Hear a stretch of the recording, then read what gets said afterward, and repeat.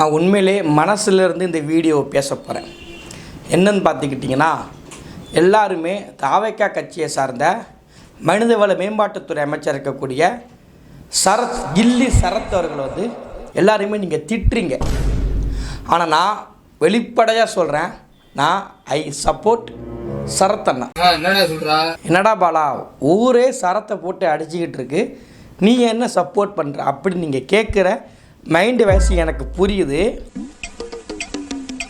அதாவது முதல்ல சரத் அவர்களுடைய பச்சை குழந்தைக்கு உடம்பு சரியில்லாத நேரத்தில் எதற்கு ஐபிஎல் பார்க்க போகிறாங்க அப்படின்ற கேள்வியை நீங்கள் கேட்குறீங்க. நியாயமற்ற கேள்வி.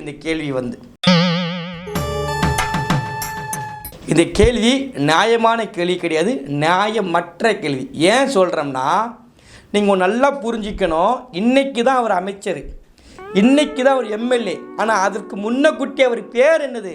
கில்லி சரத். அந்த கில்லி சரத்துக்கு அடையாளம் யார்? நம்ம விஜய் அண்ணா. ஏய், நான் செத்துருவேன்டா. நீங்கள் நல்லா யோசிச்சுக்கோங்க. ஒரு பச்சை குழந்தைய, உடம்பு சரியில்லாத குழந்தைய கிரிக்கெட் ஸ்டேடியத்துக்கு யார் கூட்டு போவா? யாரும் கூட்டு போக மாட்டாங்க. இவங்க கூட்டு போயிருக்காங்கன்னா அவர் யார்? விஜய் ரசிகர். இதுக்கு மேலே நீங்கள் அவர் விளக்கவே கூடாது. நீங்கள் இந்த கேள்வி கேட்கறதே முதல்ல தப்பு. எதுக்கு இதெல்லாம்? முதல்ல நீ முன்னாடி இப்படி கேட்கறதே தப்பு. இவங்க கிட்ட முதல்ல நீ எப்படி கிரிக்கெட் ஸ்டேடியத்துக்கு கூட்டு போவீங்க? இந்த கேள்வியே அடிப்படுது. இந்த கேள்வி கேட்காதீங்க. அவர் விஜய் ரசிகர். சரி, ரைட்டு. இப்போ நீங்கள் எக்ஸாம்பிளுக்கு எடுத்துக்கோ, என்ன எடுத்துக்கோங்களேன். இப்போ என்னுடைய குழந்தை, ஒரு 6 மாத குழந்தை, உடம்பு சரியில்லாமல் இருக்கிற நான் இப்படி கிரிக்கெட் கூட்டு போகிறேன்னு வச்சுக்கோங்களேன். என் பொண்டாட்டி இந்த செருப்பை கழட்டி அடிச்சிருவான். அது செருப்பை கழட்டி அடிக்கட்டாலும் அவங்க பார்க்குற பார்வை நம்ம ஒரு 5000 ரூபா பார்ப்பாங்க. ரொம்ப அசிங்கமாக கில்ட்டியாக இருக்கும். அந்த பார்வைக்கு நம்ம குழந்தைய கூட்டு போக மாட்டோம். ஆனால் நம்ம புரிஞ்சிக்கிறோம். ஏன்னா நான் விஜய் ரசிகர் கிடையாது, என்னுடைய மனைவி விஜய் ரசிகர் கிடையாது. அதனால் நம்ம ஸ்டேடியத்துக்கு அந்த பிள்ளையை கூட்டு போக மாட்டோம். ஆனால் சரத்து கூட்டி போயிருக்காருன்னா நீங்கள் தெளிவாக ஒரு நல்ல மைண்டால் ஃபிக்ஸ் பண்ணிக்கோங்க. அவங்க விஜய் ரசிகர் அப்படி தான் இருப்பாங்க.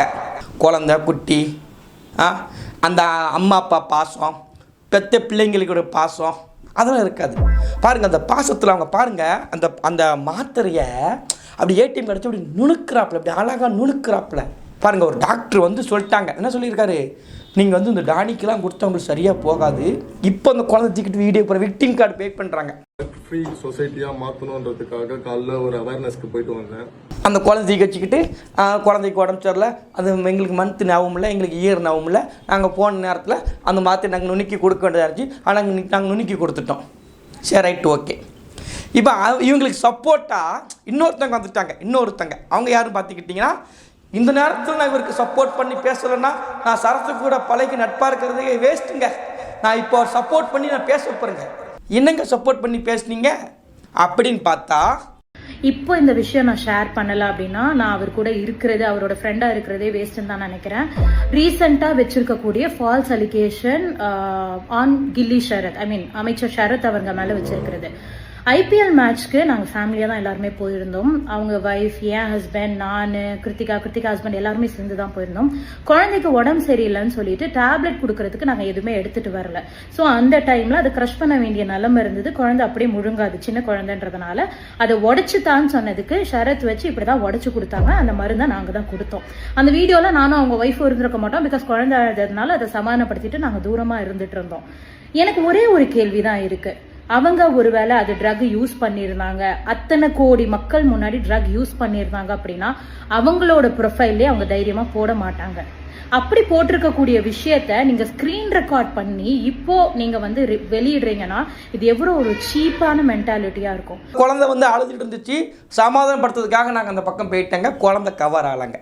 நாங்கள் ஏற்றுக்கிறேங்க, நான் உண்மையிலே ஏற்றுங்க, சரியான விஷயங்க. இப்போ நம்ம என்ன கேள்வி கேட்குறோம்னா, இப்போ நமக்கு ஒரு ஆசை தானே.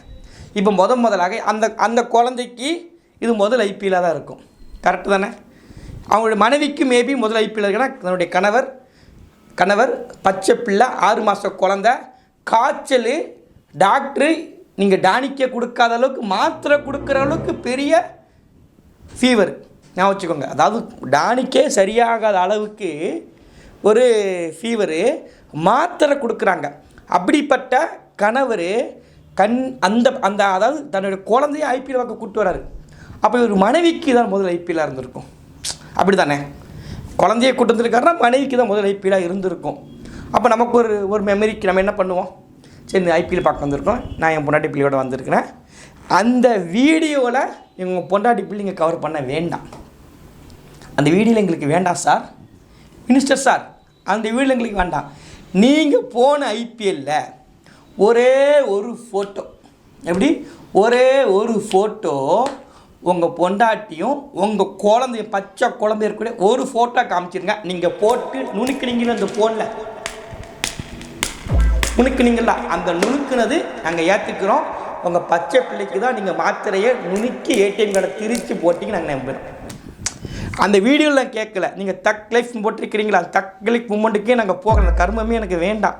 நான் நம்புகிறேன் உங்களை நீங்கள் அந்த வீடியோ இல்லாமல் ஏதாவது ஃபோட்டோ எடுத்துருப்பீங்களா உங்கள் மனைவி கூட உங்கள் குழந்தைய கூட? நீங்கள் உருட்டக்கூடாது.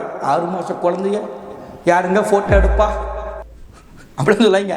6 மாதம் குழந்தைங்க காய்ச்சல் இருக்கும்போது, அது ஹெவி ஃபீவர், டானிக்கை சரியாகாத அளவுக்கு மாத்திரை கொடுக்குற அளவுக்கு உடம்பு சரியில்லாமல் இருக்குது. அந்த குழந்தை நீங்கள் ஐபிஎல் பக்கம் கூட்டி போயிருக்கிறீங்க. நீங்களாம் பைத்தியமாடா, நீங்கள் மெண்டலா? சத்தியம் பண்ணுங்க, சத்தியம் பண்ணு, நீ மெண்டலா நீனு?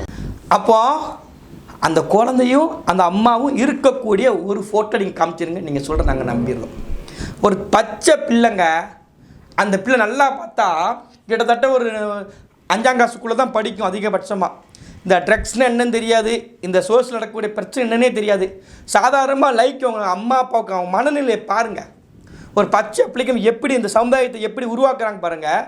டிவிகே கட்சிக்காரங்க அந்த அதாவது மினிஸ்டர் அந்த சரத்துக்கு சப்போர்ட் பண்ணி பேசுறாங்களாமா. தாவேக அமைச்சர் தாம்பரம் கில்லி சரத் அவர்களே, நீங்க ட்ரக்ஸ் யூஸ் பண்றாங்கன்னு தெரியாம தாம்பரம் மக்கள் எல்லாரும் உங்களுக்கு ஓட்டு போட்டு அமைச்சர் ஆக்கிருக்காங்களே அப்படின்னு இப்போ ஒரு சில ஜூஸ் குழச்சிட்டு இருக்கு. ஆமா மக்களே, மனிதவள வேளாண் துறை அமைச்சர் தாம்பரம் கில்லி சரத் அங்கிள் 2 years முன்னாடி ஐபிஎல் மேட்ச் அப்போ ஸ்டேடியம்ல உட்காந்து இது ஒயிட் கலர் பவுடரை தண்ணியில மிக்ஸ் பண்ணி யூஸ் பண்ணதா ஒரு ஃபேக் நியூஸ் ஸ்ப்ரெட் பண்ணிட்டு இருக்காங்க. எங்கள் வீட்டில் குழந்தை இருந்துச்சு, அந்த குழந்தைக்கு மண்டல அடிபட்டுச்சு, நாங்கள் அந்த குழந்தைக்கு என்ன பண்ணோம், இப்படி தான் மருந்து போட்டு அங்கே கொடுத்தோம் அப்படின்னு சொல்லி ஒரு பச்சை பிள்ளை. என் வீட்டுல 2 குட்டி பாப்பா இருக்காங்க. ஒன்னு என் தம்பி, இன்னொன்னு எங்க சித்தப்பா பொண்ணு, அதாவது என்னோட தங்கச்சி. லாஸ்ட் மந்த் என்னோட தங்கச்சி கீழே விழுந்து தலையில அடிபட்டுருச்சு. அப்போ டாக்டர் என்ன கொடுத்தாங்க தெரியுமா? ஒரு டேப்லெட்டை பெயினுக்காக கொடுத்துருக்காங்க. அரசியல் என்னன்னு தெரியாது, என்ன நடந்துட்டு இருக்குன்னு தெரியாது. இவங்களோட சுய நலத்துக்காக ஒரு பச்சை பிள்ளை வாழ்க்கை பலியாக்குறாங்க. கிட்டத்தட்ட 52 டேக்கு மேலே போகுது குறைஞ்சது. அந்த சின்ன பிள்ளை வாழ்க்கை எப்படி நாசமாக்குறாங்கன்னு பாருங்கள். ஒரு கட்சி ஒரு கட்சி சமுதாயத்தையே சீரழிச்சிக்கிட்டு இருக்கு. இன்றைக்கி அது அதிகாரத்தில் வந்து உட்கார்ந்துட்டு இருக்கு. யோசிச்சு பாருங்கள். ஒரு பச்சை பிள்ளை உட்கார வச்சு அவர் மேலே தப்பு கிடையாது, அவர் இந்த குழந்தைக்கு மாற்றி நுணுக்கி போட்டார், அதில் என்னங்க தப்பு இருக்குன்னு சொல்லி கேள்வி கேட்குறாங்க. யார் பேசுகிறாங்க? ஒரு பச்சை குழந்தை பேசிக்கிட்டு இருக்கு. அதுக்கு இன்ஸ்டாகிராம்னா என்னன்னு தெரியாது, லைக்கில் என்னன்னு தெரியாது, மீன்ஸ் சரத்துக்கு என்ன பொறுப்பில் இருக்காங்கன்னு தெரியாது, இங்கே என்ன அரசியல் போயிட்டு இருக்குன்னு தெரியாது, எதுவுமே தெரியாது. ஆனால் அந்த குழந்தைய எப்படி மேனிபுலேட் பண்ணுறாங்க. ஒரு ஃபேமிலி, இது ஒரு ஃபேமிலி, நான் புரிஞ்சிக்கிறேன், எனக்கு தெரியுது. அது யார்? விஜய் ரசிகர்கள் அப்படி தான் இருப்பாங்க. குடும்பம், பொண்டாட்டி, பிள்ளை, அம்மா, அப்பா, அந்த உறவு முறைகள்லாம் பெருசாக பார்க்க மாட்டேன். காரணம் விஜய் ரசிகர்கள் அப்படி நான் நினைக்கிறேன். ஒரு 2 கணிப்பு கூட தப்பாக இருக்கலாம். இதில் எல்லாத்துக்கும் உங்களுக்கு டைம் வேணும். எதுக்கு டைம் வேணும்? எல்லாத்துக்கும் டைம் வேணும். ஆனால் எல்லாத்துக்கும் டைம் ஓகே, அது உங்கள் செயல்பாடுகளுக்கு ஓகே. அண்ட புழுகு, ஆகாச புழுவு, ஊரா விட்டு புழுவு, இந்த புழுகும் போது நம்ம எடுத்து சொன்னோம்னா நீங்கள் குறை சொல்கிறீங்க, நீங்கள் பொறாமையில் பேசுகிறீங்க. யார்? ஒருத்தர் இருக்கார், ஆதவர்ச்சன் ஒருத்தர், அந்த தாழ்க்கை கட்சியில். அவர் ஒரு உலகமாக உருட்டுங்க. அதை நம்ம இணையதளத்தைப்பா, நாங்கள் இணையதளத்தை வாழ்ந்துக்கிட்டு இருக்கோம்ப்பா, எங்கிட்ட செல்லு இருக்குப்பா, நாங்கள் எல்லாத்தையும் பார்த்துருவோம்ப்பா, புரியுமா புரியாது. எல்லாருமே தாழ்க்கை கட்சிக்காரனா இருக்கிற முழுக்க அறிவு எல்லாருக்கும் இருக்கும்ல, தாழ்க்கை கட்சிக்காரன் மட்டும் தான் இருப்பான இங்கே. என்ன சொல்கிறாருன்னா மினிஸ்டர் இந்த போதைப் பொருளுக்கு எதிராக 3 கிலோமீட்டருக்கு மாரத்தான் ஓடிய ஒரே முதலமைச்சர் தமிழ்நாட்டிலே அப்படி நிப்பாட்டி வந்திருக்கலாம், ஓகேன்னு சொல்லி பேர் இருந்திருக்கலாம். இல்லை இந்தியாவிலே அப்படின்னு உருட்டுனாங்க தெரியுங்களா? அதுக்கு ஃபயரை விட்டாங்க. இது வரைக்கும் இருந்த சிஎம்லயே ஒரு மராத்தான்ல பார்ட்டிசிபேட் பண்ணி 3 கிலோமீட்டர் ஓடின சிஎம் தமிழ்நாட்டுல. இந்தியாவிலே ஒரே சிஎம் நம்மளுடைய சிஎம் திரு சி ஜோசப் விஜயானந்தா. இந்தியாவிலே ஒரே சிஎம் நம்மளுடைய சிஎம் திரு சி ஜோசப் விஜயானந்தா. வணக்கம்மா மாப்பிள்ள, தேனியில இருந்து.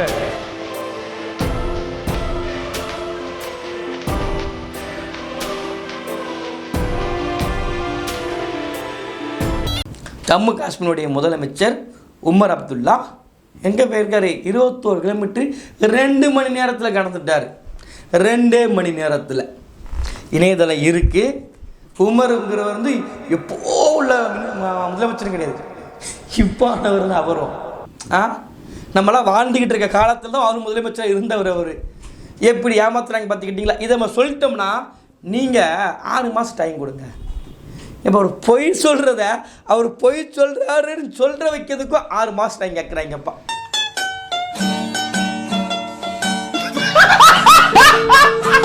இப்படிப்பட்டவங்களை வச்சு நம்ம என்ன செய்யன்னு தெரியல. ஆனால் கடைசியாக ஒன்று அந்த சரத்து வீடியோ எடுத்தாங்கல்ல, அப்படி வீடியோ எடுக்கிற மணிக்கு அந்த குழந்தை எங்கன்னு கேட்டோம்ல,